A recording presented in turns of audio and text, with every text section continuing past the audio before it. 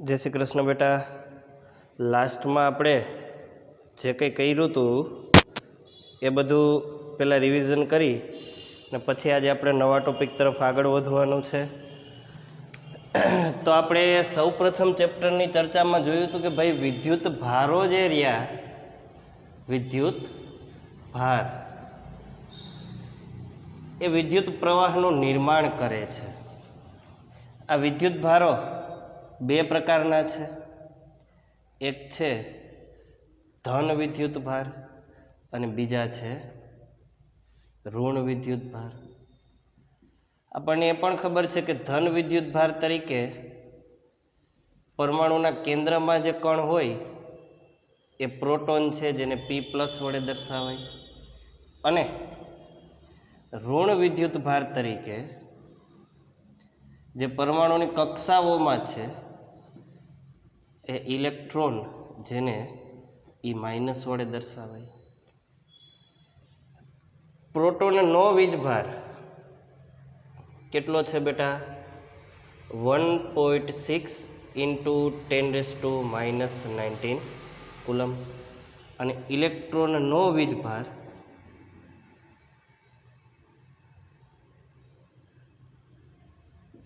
એ છે -1.6 × 10⁻⁻19 કુલમ। એ બંને જગ્યાએ કુલમ શું છે તો કે વીજભાર નો SI એકમ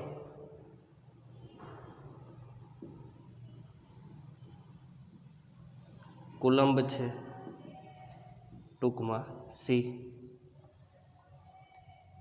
બીજું આપણે એ પણ જોયું હતું કે વીજભારનું આ મૂલ્ય એક એક ઇલેક્ટ્રોન અને પ્રોટોન માટે ખૂબ નાનું છે, એટલે આપણે ગણતરી સાથે જથ્થો જોયો હતો અને એક કુલંબ વીજભારની ચર્ચા કરી હતી। કેટલા વીજભારની? એક કુલંબ। એક કુલંબ અથવા તો એને 1C પણ કહેવાય, અથવા તો આપણે એને સિમ્બોલ આપ્યો તો 1Q = કેટલા ઇલેક્ટ્રોન? 6.25 × 10⁻18 ઇલેક્ટ્રોન અથવા તો પ્રોટોન। આટલા ઇલેક્ટ્રોન ભેગા થાય ત્યારે એક કુલંબ કહેવાય। આ આપણે જોયું હતું। અને ખરેખર તો આ એક કુલંબ એ શું છે? વીજભાર નથી બેટા, એ છે વીજભારનો જથ્થો। એ શું છે? વીજભારનો જથ્થો છે। આ મૂલ્ય નાનું હતું એટલે આપણે એક વીજભારનો જથ્થો લીધો કે કમસે કમ એક કુલંબ વીજભાર તો આપણે બનાવીએ એમ। વીજભારનું ખૂબ નાનું મૂલ્ય હતું એક એકનું, એટલે આપણે આવું કર્યું। આ ચર્ચા આપણે કરી હતી। ત્યાર પછી આપણે જોયું હતું કે ભાઈ વિદ્યુત પ્રવાહનું નિર્માણ જે વીજભારો કરે છે બે, એમાંથી ખરેખર કોણ કરે? તો કે સૌ પ્રથમ પ્રોટોનની શોધ થઈ, પછી વિદ્યુત પ્રવાહની, એટલે એવું માની લેવામાં આવ્યું હતું કે પ્રોટોનને કારણે વિદ્યુત પ્રવાહ રચાય છે। પણ પછી ઇલેક્ટ્રોનની શોધ થઈ અને ખબર પડી વાસ્તવમાં વિદ્યુત પ્રવાહનું નિર્માણ ઋણ વીજભારિત એવા ઇલેક્ટ્રોન કરે। એટલે પ્રોટોનને લઈને વિદ્યુત પ્રવાહની જે દિશા મળી હતી, પ્રોટોનના કારણે રચાતા વિદ્યુત પ્રવાહને શું કીધું હતું બેટા આપણે? કન્વેન્શનલ કરંટ, રૈવાજિક વિદ્યુત પ્રવાહ, રૈવાજિક વિદ્યુત પ્રવાહ કહે છે। દિશા તો આજે રૈવાજિક વિદ્યુત પ્રવાહની જ લેવામાં આવે છે, એ આપણે જોયું હતું। હવે આપણે જાણીએ છીએ કે ઇલેક્ટ્રોનની ગતિને કારણે વિદ્યુત પ્રવાહ રચાય, અને એમાંય આપણે તો વ્યવસ્થિત રીતે જોયું કે માત્ર ઇલેક્ટ્રોન નહીં પણ ગતિશીલ મુક્ત ઇલેક્ટ્રોન વિદ્યુત પ્રવાહનું નિર્માણ કરે છે। સ્થિર ઇલેક્ટ્રોન કંઈ કરી શકતા નથી, ગતિશીલ ઇલેક્ટ્રોન જોઈને। બીજું આપણે જોયું હતું કે પરમાણુની અંદર જે મુક્ત ઇલેક્ટ્રોન હોય એ વિદ્યુત પ્રવાહનું નિર્માણ કરે। મુક્ત ઇલેક્ટ્રોન કઈ રીતે મળે? તો કે ભાઈ ધાતુ પદાર્થો કે જેને આપણે વિદ્યુતના સુવાહકો તરીકે લઈએ છીએ, એના નિર્માણ વખતે એ ધાતુના દરેક પરમાણુઓમાં કેન્દ્રમાં ધન વીજભારિત પ્રોટોન હોય, કક્ષાઓમાં ઋણ વીજભારિત ઇલેક્ટ્રોન હોય। પરંતુ કેન્દ્રના પ્રોટોનનું સૌથી ઓછું આકર્ષણ બળ ક્યાં ઇલેક્ટ્રોનને અનુભવાય? તો કે સૌથી બહારની કક્ષાના. શા માટે? તો કે અંતર વધી ગયું એટલે સ્વાભાવિક છે બળ ઘટે. એટલે કેન્દ્રના ધન વીજભારિત પ્રોટોન અને કક્ષાના ઋણ વીજભારિત ઇલેક્ટ્રોન વચ્ચે આકર્ષણ તો રહેવાનું જ, વિજાતીય વીજભાર છે એટલે. પણ સૌથી બહારની કક્ષાના જે ઇલેક્ટ્રોન છે એનું કેન્દ્રના પ્રોટોનથી અંતર વધારે હોવાથી એની ઉપર કેન્દ્રના પ્રોટોન ઓછું આકર્ષણ લગાડે. એટલે પછી ધાતુ પદાર્થોના નિર્માણ વખતે આ બહારની કક્ષાના જે ઇલેક્ટ્રોન છે એ પિતૃ પરમાણુને છોડી અને ધાતુના ટુકડામાં અસ્તવ્યસ્ત ગતિ કરવા લાગે. આવા ઇલેક્ટ્રોનને કહેવાય મુક્ત ઇલેક્ટ્રોન. ધાતુ પદાર્થોમાં આવા મુક્ત ઇલેક્ટ્રોનની સંખ્યા વધુ હોવાથી ધાતુને સુવાહક કહેવામાં આવે છે અને તે વિદ્યુત પ્રવાહનું વહન કરી શકે છે. લાકડું, કાગળ, કાપડ, કાચ, પ્લાસ્ટિક જેવા પદાર્થોમાં મુક્ત ઇલેક્ટ્રોન ન હોવાથી તે વિદ્યુત પ્રવાહનું વહન કરી શકતા નથી અને તેમને વિદ્યુતના મંદવાહક અથવા તો અવાહક કહેવામાં આવે છે.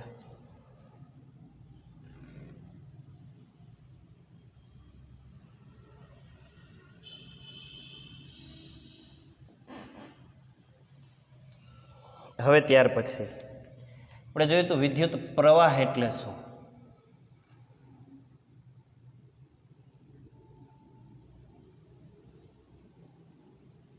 વિદ્યુત પ્રવાહ, ઇલેક્ટ્રિક કરંટ, વિદ્યુત પ્રવાહ, જેને I વડે દર્શાવવામાં આવે છે.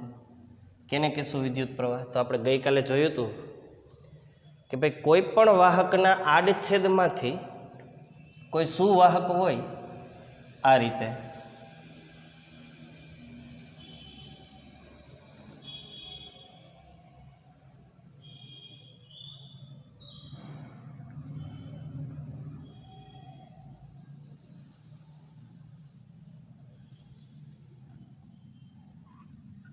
એક સુવાહક ધાતુનો તાર છે, ટુકડો છે, એમાં આપણે એક આડછેદની કલ્પના કરીએ. કોઈ પણ જગ્યાએ માની લઈએ અહીંયા આડછેદ, આપણે એની કલ્પના કરીએ આડછેદની.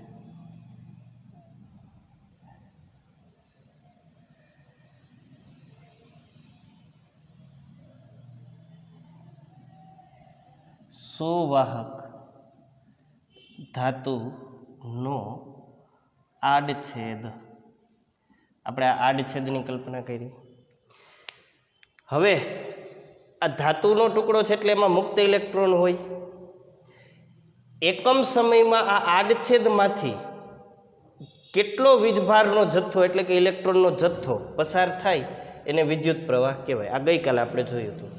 જથ્થો એટલે લીધો કે એક એક બે ઇલેક્ટ્રોન ગણતરીમાં આવે એમ નથી, અહીંયા તો મોટી સંખ્યામાં, એટલે આપણે જથ્થો લીધો. કેટલો? 1 કુલંબ જેટલો. 1Q = 6.5 × 10⁸. હવે આપણે ગણતરી એટલી જ કરશું કે 1 coulomb, 2 coulomb, 5 coulomb, 100 coulomb, 200, 1000, 2000, lakh, 2 lakh કેટલા કુલંબ પસાર થયા એ જ જોવાનું, એક એક બે ઇલેક્ટ્રોન નહીં. અને ઘડિયાળ રાખવાની એકમ સમયમાં, સમયનો એસા એકમ સેકન્ડ, એટલે 1 સેકન્ડમાં કેટલા પસાર થાય એ ગણતરી કરો એને વિદ્યુત પ્રવાહ કહેવાય. આપણે વ્યાખ્યા પણ લખીએ કે વાહકના આડછેદમાંથી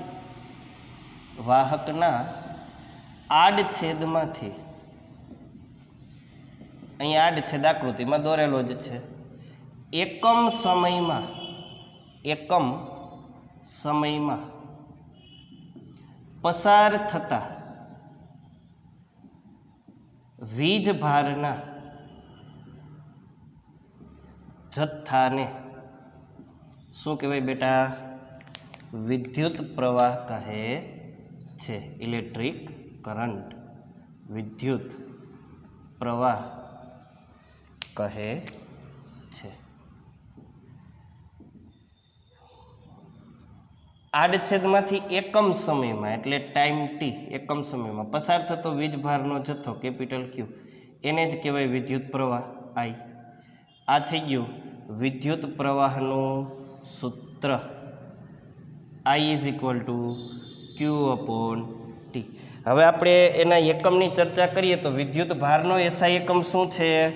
વિદ્યુત ભારનો SI એકમ આપણે જોયું કુલંબ છે, એટલે વિદ્યુત ભારનો SI એકમ કુલંબ છેદમાં સમયનો SI એકમ સેકન્ડ, એટલે વિદ્યુત પ્રવાહનો SI એકમ બન્યો કુલંબ પ્રતિ સેકન્ડ. અથવા તો આંદ્રે મેરી એમ્પિયર, એન્દ્રે મેરી એમ્પિયર ના માનમાં એમ્પિયર પણ છે. એટલે વિદ્યુત પ્રવાહના એસઆઈ એકમો બે થયા. વિદ્યુત પ્રવાહનો એસઆઈ એકમ કુલંબ પ્રતિ સેકન્ડ અથવા તો એન્દ્રે મેરી એમ્પિયર, એન્દ્રે મેરી એમ્પિયર ના માનમાં એમ્પિયર ટૂંકમાં એ પણ છે. આ બે એના એસઆઈ એકમો થયા વિદ્યુત પ્રવાહના. આપણે એ પણ જોયું હતું કે વિદ્યુત પ્રવાહનો એસઆઈ એકમ એમ્પિયર છે. એવી જ રીતે નાના એકમો પણ શક્ય છે વિદ્યુત પ્રવાહના, અન્ય એકમો. જેમ કે આપણે લઈ શકીએ કે ભાઈ 1000 મિલી એમ્પિયર બરાબર 1 એમ્પિયર થાય. અને એનું ઉલટું જો લખવું હોય ને બેટા તો ખાસ યાદ રાખવાનું, 1 એમ્પિયર 1 મિલી એમ્પિયર બરાબર કેટલા એમ્પિયર? આ ખાસ 1000 મિલી એમ્પિયર 1 એમ્પિયર થાય, પણ 1 મિલી એમ્પિયર કેટલા એમ્પિયર? તો 1000 એટલે 10⁻³ ઘાત. પેલી બાજુ જાય તો ઘાત માઇનસ થાય એટલે 10⁻³ ઘાત. સેમ કન્ડિશનમાં જે મિલી એમ્પિયર કરતાં નાનો એકમ એ છે 1000 માઇક્રો એમ્પિયર બરાબર 1 મિલી એમ્પિયર. તો પછી એનું કન્વર્ઝન જોઈએ આપણે ઉલટું, જેમ અહીંયા જોયું તેમ 1 માઇક્રો એમ્પિયર બરાબર કેટલા મિલી એમ્પિયર? તો આની જેમ 10⁻³ ઘાત. અને આ બેયનું કોમન આપણે જો જોવું હોય કોમ્બિનેશન, તો તમે જો ધ્યાનથી ટોટલ 10⁻³ ઘાત અને -3 ઘાત, અહીંયા -6 ઘાત થાય ત્યારે માઇક્રોમાંથી એમ્પિયરમાં કન્વર્ઝન થાય. એટલે આપણે આ રીતે લખી શકીએ કે 10⁻6 ઘાત માઇક્રો એમ્પિયર બરાબર 1 એમ્પિયર. આ લાસ્ટ કન્વર્ઝન થયું, સૌથી મોટો એકમ અને સૌથી નાનો એકમ એનો. તો આ તે વિદ્યુત પ્રવાહ વિશેની વાત જે આપણે ગઈકાલે કરી હતી, તમને યાદ જ હશે. આજે આપણે શું કર્યું બેટા? રિવિઝન કર્યું. હવે આપણે ત્યાર પછીની ચર્ચા કરવાની છે બધી, ધ્યાન આપજો. જે નવું આપણે જોવાનું છે, આપણને એટલી તો ખબર પડી કે ગતિશીલ મુક્ત ઇલેક્ટ્રોન વિદ્યુત પ્રવાહનું નિર્માણ કરે અને વાહકના કોઈપણ આડછેદમાંથી એકમ સમયમાં જેટલો વીજભારનો જથ્થો પસાર થાય એને વિદ્યુત પ્રવાહ કહેવાય. એનું સૂત્ર, એનો એકમ, એ બધું જોયું.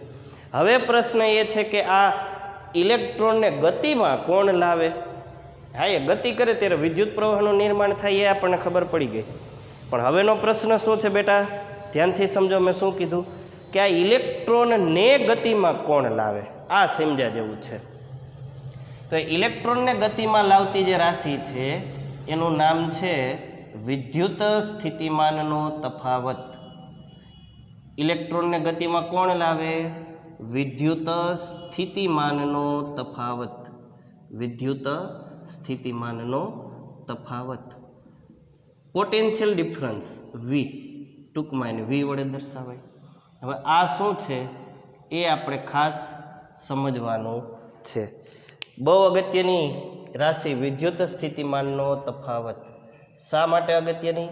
તો કે ભાઈ એ વિદ્યુત સ્થિતિમાનના તફાવતને લઈને જ વિદ્યુત ભારો ગતિ કરે છે, ઇલેક્ટ્રોન ગતિમાં આવે છે.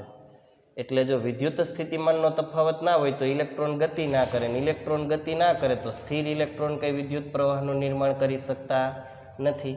એટલે ખરેખર તો વિદ્યુત પ્રવાહનું નિર્માણ કોણ કરે છે એનો જવાબ જો એક શબ્દમાં દેવો હોય તો આપણે દઈ શકીએ વિદ્યુત સ્થિતિમાનનો તફાવત. હવે એ શું છે એ આપણે જોવાનું છે, ધ્યાન આપજો તમે. હું તમને એક સિમ્પલ પ્રશ્ન પૂછું કે અત્યારે આપણે વિદ્યુત પ્રવાહ ક્યાંથી મેળવીએ? તો કે કાં તો ભાઈ ઘરમાં જે મેઇન છેડો આવે JEBમાંથી એમાંથી, અને બાકી તો બેટરીમાંથી, સેલમાંથી. એ બેટરી અને સેલને સમજી લ્યો એટલે વિદ્યુત સ્થિતિમાનનો તફાવત સમજાઈ જાય. કઈ રીતે? ધ્યાન આપજો. હું અહીંયા એક બેટરી દોરું છું.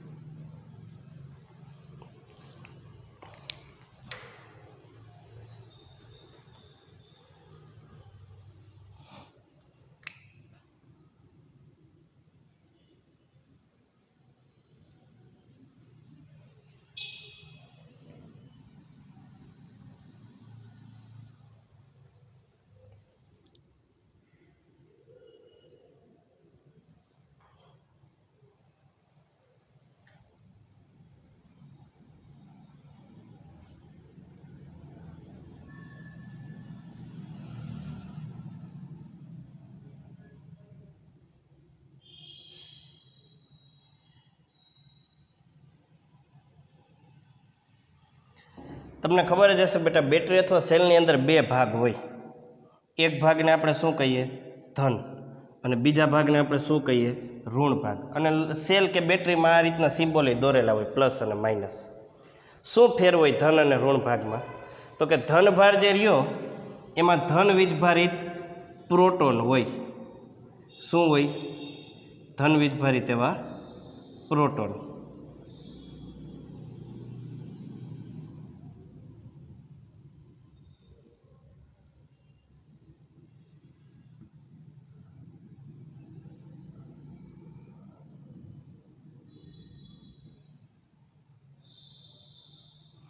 બેટરીના ધન છેડામાં આ બધા શું છે? એ છે ધન વીજભારિત એવા પ્રોટોન. અને બેટરીની બીજી બાજુ શું હોય? તો કે ઋણ વીજભારિત એવા ઇલેક્ટ્રોન.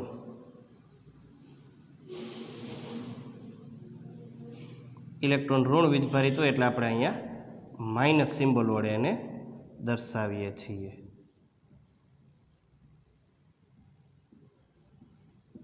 આ બધા શું છે? ઋણ વીજભારિત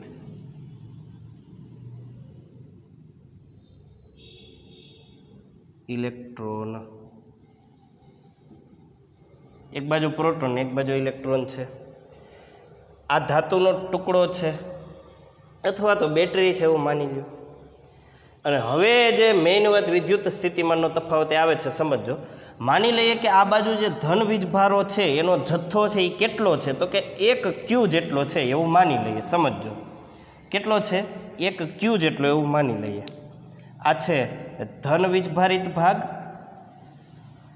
આ છે ઋણ વીજભારિત ભાગ.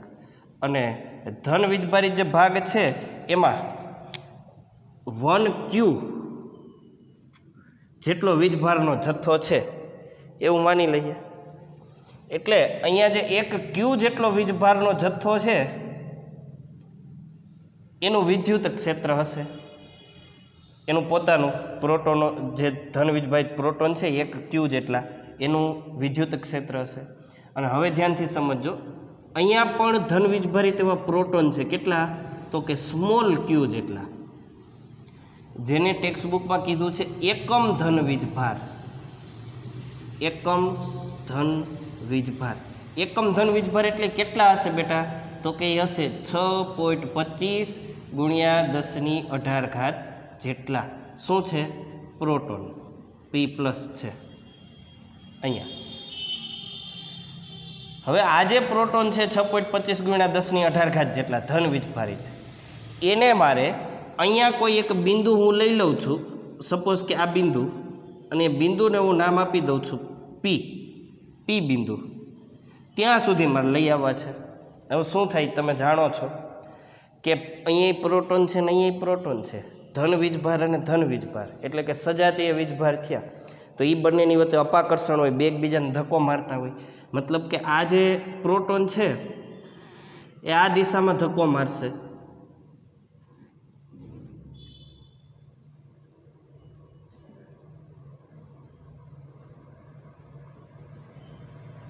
અને અહીંયા જે પ્રોટોન છે એ બિલકુલ ઉલટી દિશામાં, એટલે ઉપરની દિશામાં ધક્કો મારશે.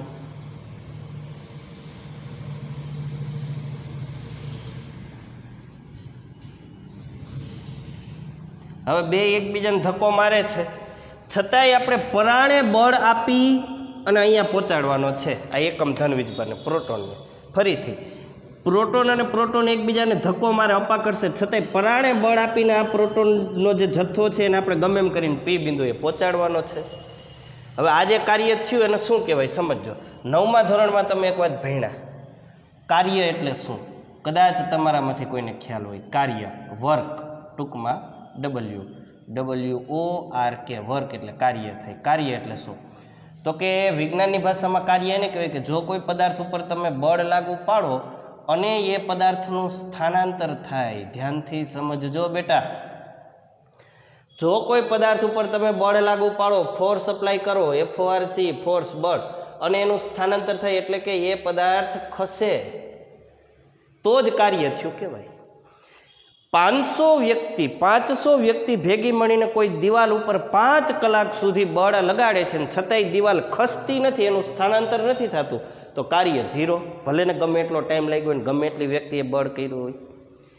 એટલે બળ લાગે ને જો પદાર્થ ખસે તો જ કાર્ય થયું કહેવાય વિજ્ઞાનની ભાષામાં, આપણી ભાષામાં જે કહેવાતું હોય. હવે અહીંયા તમે શું કરો છો તો કે બળ આપી અને આ જે ધન વીજભાર છે એને અહીંયા લઈ જાઓ છો, બળ આપીને અહીં સુધીનું સ્થાનાંતર કરાવો છો, એટલે કાર્ય થયું કહેવાય, એક પ્રકારનું કાર્ય જ છે. બરાબર છે.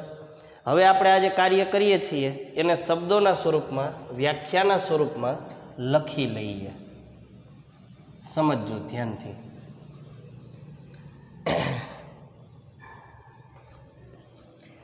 બીજું એક એ પણ તમારે ખ્યાલમાં રાખવું પડશે કે ધાતુની બહાર જો કોઈ પ્રોટોન કે ઇલેક્ટ્રોન હોય ને તો એ અનંત અંતરે જ છે. ધાતુની અંદર જે છે ને એના માટે અનંત અંતરે જ છે.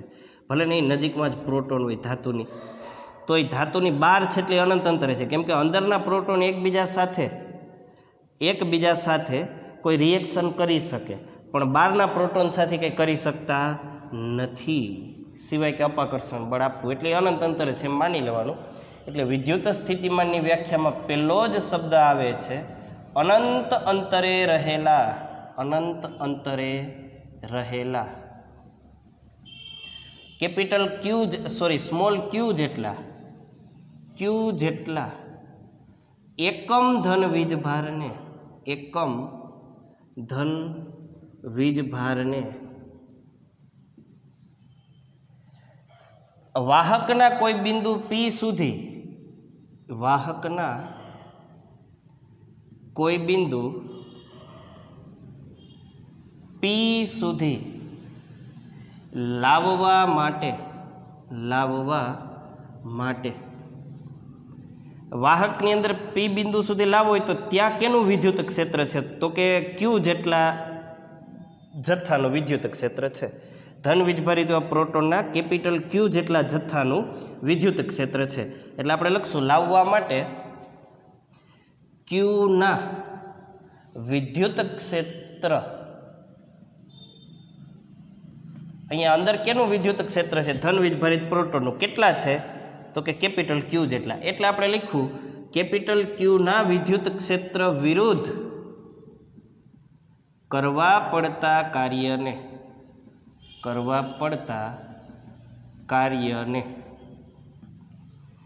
આ જે વિદ્યુત ક્ષેત્ર છે બધા ધન વીજભારોનું, કેપિટલ ક્યુ જેટલા વીજભારોનું, એ આ દિશામાં છે વિદ્યુત ક્ષેત્ર. એટલે તમારે હવે વિરોધ કરીને બળ લગાડવું પડશે. આ કેપિટલ ક્યુનું વિદ્યુત ક્ષેત્ર છે એની વિરુદ્ધ તમારે કાર્ય કરવું પડશે. વિરુદ્ધ કરવા પડતા કાર્યને જ બેટા શું કહેવાય? વિદ્યુત સ્થિતિમાનનો તફાવત. વિદ્યુત સ્થિતિમાનનો તફાવત કહે છે. તફાવત વી કહે છે. તો વિદ્યુત સ્થિતિમાનનો તફાવત એટલે શું? તો કે અનંત અંતરે રહેલા ક્યુ જેટલા વિદ્યુત ભારને વાહકના કોઈ બિંદુ પી સુધી લાવવા માટે વાહકની અંદર જે વીજભારનો જથ્થો છે કેપિટલ ક્યુ એના વિદ્યુત ક્ષેત્ર વિરુદ્ધ કરવા પડતા કાર્યને વિદ્યુત સ્થિતિમાનનો તફાવત કહેવાય. અહીંયા કાર્ય ક્યું થયું તો કે આ જે એકમ ધન વીજભાર હતો એ એકમ ધન વીજભારને બળ આપી અને આપણે અહીં સુધી લઈ આવ્યા. તો એકમ ધન વીજભારને બળ આપીને અહીં સુધી તમે લઈ જાઓ એટલે બળ આપવાથી આ વીજભાર અહીં સુધી ખસે, એનું અહીંથી અહીંયા સ્થાનાંતર થયું. આ જે સ્થાનાંતર થાય એને જ કહેવાય કાર્ય. બળ આપવાથી સ્થાનાંતર થયું એટલે આપણે કાર્ય કર્યું. જે કાર્ય કર્યું એને કહેશું પોટેન્શિયલ ડિફરન્સ, વિદ્યુત સ્થિતિમાનનો તફાવત. હવે આ વિદ્યુત સ્થિતિમાનના તફાવતને લઈને જ ઇલેક્ટ્રોન ગતિમાં આવે છે એવું આપણે શરૂઆતમાં કીધું. તો કઈ રીતે એ પણ જોઈ લઈએ, ધ્યાનથી જોજો. અહીંયા પી બિંદુએ આપણે આ વીજભારને પરાણે લઈ ગયા, એને જાવું નહોતું, ધરાર લઈ ગયા પરાણે, એટલે પરાણે અંદર પડ્યો છે. હવે જો તમે અહીંથી આ રીતે કોઈ સુવાહક તાર જોડો, ધ્યાનથી જોજો બેટા, આ રીતે કોઈ સુવાહક તાર જોડી દો ધનથી ઋણ, તો અહીંયા પરાણે જે ધન વીજભાર હતો ને એ ધન વીજભારિત પ્રોટોન આ બાજુના ઋણ વીજભારિત ઇલેક્ટ્રોનથી આકર્ષાઈને આ દિશામાં ગતિ કરવા લાગશે. અને એ જ રીતે સેમ ઋણ વીજભારિત એવા ઇલેક્ટ્રોન જે આ બાજુ રહેલા છે એ આ ધન વીજભારથી આકર્ષાઈને આ દિશામાં ગતિ કરવા લાગશે. હવે જોવજીને ઇલેક્ટ્રોન એક ચોક્કસ દિશામાં ગતિ કરતા થઈ ગયા. જ્યારે ઇલેક્ટ્રોન ચોક્કસ દિશામાં ગતિ કરે ત્યારે વિદ્યુત પ્રવાહનું નિર્માણ થાય. હવે તમને ખબર પડી કે આ રીતની જે બેટરી છે ધન અને ઋણ છેડાવાળી, એમાંથી વિદ્યુત પ્રવાહ કઈ રીતે ઉત્પન્ન થાય. તો કે ભાઈ બેટરીમાં એવા કેમિકલો ભરેલા હોય કે જે કેમિકલો એક બાજુ ઋણ વિદ્યુત ભારિત એવા ઇલેક્ટ્રોન અને બીજી બાજુ ધન વિદ્યુત ભારિત એવા પ્રોટોનને ભેગા કરે.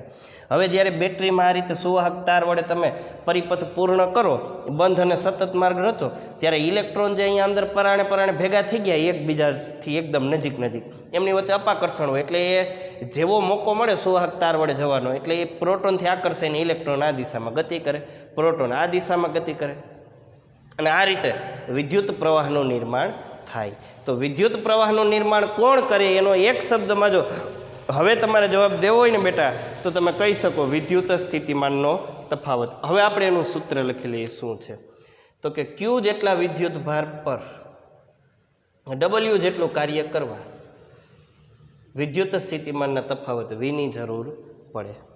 આ એનું સૂત્ર થઈ ગયું. V is equal to W upon Q એનું સૂત્ર થઈ ગયું. કાર્યનો એસઆઈ એકમ જૂલ છે. 9મા ધોરણમાં તમારે આવતું કાર્યનો એસઆઈ એકમ જૂલ, ટૂંકમાં જે વિદ્યુત ભારનો એસઆઈ એકમ તો તમને ખબર જ છે સેકન્ડ.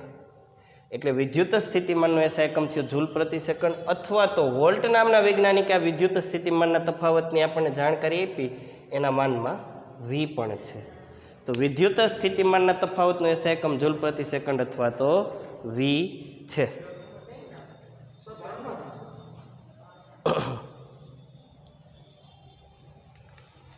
તો ચાલો આપણને હવે એ પણ ખબર પડી ગઈ કે ભાઈ વિદ્યુત પ્રવાહનું નિર્માણ કરતા જે ગતિશીલ મુક્ત ઇલેક્ટ્રોન છે એને ગતિમાં કોણ લાવે, તો કે વિદ્યુત સ્થિતિમાનનો તફાવત.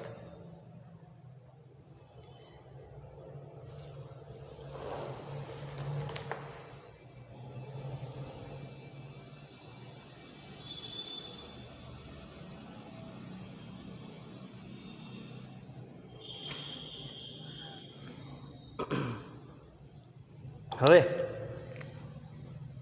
પરિપથ એટલે કે સર્કિટ જો આપણે બનાવીએ ઇલેક્ટ્રિક સર્કિટ કોઈ ઇલેક્ટ્રિક સાધન માટે, તો એમાં અલગ અલગ ઇલેક્ટ્રિકલ ઇક્વિપમેન્ટ અથવા તો નાના વિદ્યુતીય ઘટકો ઉપયોગમાં લેવામાં આવે છે.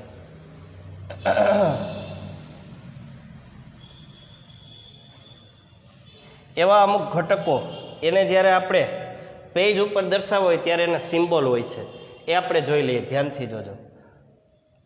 જો આ રીતનો સિમ્બોલ પરિપથમાં હોય, એક મોટો છેડો એક નાનો છેડો, એમાં ફરજિયાત ધન અને ઋણ લખવું જ પડે, તો એ છે એક કોષ, એક જ કોષ અથવા તો એને આપણે શું કહીએ સેલ. પણ જો આવા એક કરતાં વધુ સેલ ભેગા થયા હોય બેટા, આ રીતે મોટો છેડો નાનો છેડો એ પાછો મોટા છેડા સાથે, પાછો નાનો છેડો, પાછો મોટા છેડા સાથે અને નાનો છેડો, અહીંયા પ્લસ અને માઇનસ, તો આ એક કરતાં વધુ કોષનું જોડાણ એને કહેવામાં આવે છે બેટરી. ત્યાર પછી જો આ રીતનો સિમ્બોલ હોય તો આને કહેવામાં આવે છે કળ અથવા તો સ્વિચ. વચ્ચે ટપકું નથી એટલે ખુલ્લી સ્વિચ. આમાં ધન કે ઋણ દર્શાવવાની જરૂર નથી, મતલબ કે સ્વિચને ગમે એ રીતે જોડી શકો. અને જો આ રીતે હોય વચ્ચે ટપકું તો એને કહેવાય બંધ સ્વિચ. એટલે સ્વિચ બંધ એનો મતલબ આપણે તો એવું કે પંખો બંધ, પણ અહીંયા વિજ્ઞાનમાં ઉલટું છે. બંધ સ્વિચ એટલે વિદ્યુત પ્રવાહનું વહન થાય, ખુલ્લી સ્વિચ એટલે વહન થાય નહીં. પંખો બંધ, ટ્યુબલાઇટ બંધ, બરાબર. તો સ્વિચ અને બેટરીની આપણે વાત કરી. ત્યાર પછી જો આ રીતનો સિમ્બોલ હોય તો એને કહેવામાં આવે છે બલ્બ અથવા તો લેમ્પ. ત્યાર પછી આગળ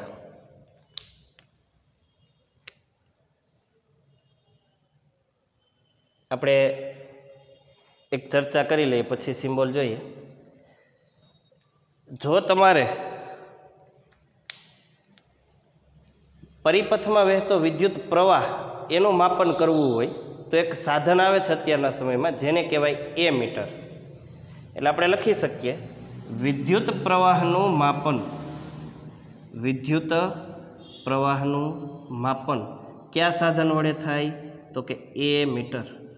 અને એવી જ રીતે જો તમારે વિદ્યુત સ્થિતિમાનનો તફાવત જેની આપણે ચર્ચા કરી એનું માપન કરવું હોય તો આવે છે વોલ્ટ મીટર. એટલે આ એ મીટર જે છે એને પરિપથમાં જોડવું હોય તો એનો સિમ્બોલ આવો છે બેટા, આમ ગોળ રાઉન્ડ કરી દેવાનો, અહીં લખવાનો એ, ધન અને ઋણ ખાસ લખવાનો એ મીટર. ત્યાર પછી વોલ્ટ મીટરમાં સેમ પ્લસ માઇનસ વી લખવાનો, આ થઈ ગયું વોલ્ટ મીટર. તો આ બધા પરિપથની અંદર અલગ અલગ ઘટકો છે જેને તમારે દર્શાવવા પડે. પછી જો તમારે બે વાયરનું જોડાણ કરવું હોય, એક અને બીજો, તો આ થઈ ગયું તારનું જોડાણ.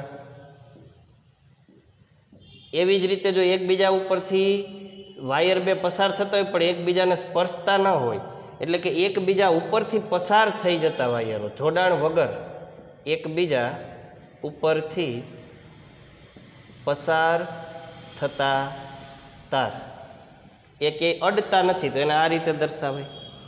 તો આ બધા સિમ્બોલની ચર્ચા હતી. આજે આપણે અહીં સુધી રાખીએ છીએ.